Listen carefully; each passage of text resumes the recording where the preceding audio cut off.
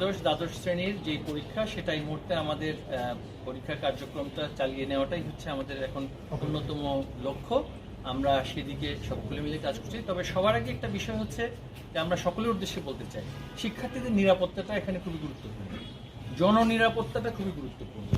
সুতরাং আমরা কি আবারও এই ধরনের পরিস্থিতির মুখে পড়তে চাই যেখানে এই যে একটা সন্দেহ এসেছে বা অনেক জায়গায় প্রমাণস্বরূপ দেখছি যে ঢাকার বাইরে থেকে বহিরাগতরা এসে নানান ধরনের ক্যাম্পাসে যে ধরনের তাণ্ডব চালিয়েছে, সেই ধরনের পরিস্থিতি আবারও হোক, সেটা তো আমরা কেউই চাই না। তো সুতরাং আমরা তাদের নিরাপত্তার কথাটা ভেবে জননিরাপত্তার সাথে সংশ্লিষ্ট সকল যারা পেশাজীবী আছেন, যারা প্রফেশনালস আছেন, তাদের সাথে কথা বলে অবশ্যই আমাদের শিক্ষা প্রতিষ্ঠানগুলোতে আবারও পাঠদান হোক, শিক্ষার্থীদের কলরবে ক্যাম্পাসগুলো আবারও মুখরিত হোক, সেটাই হচ্ছে আমরা চাই।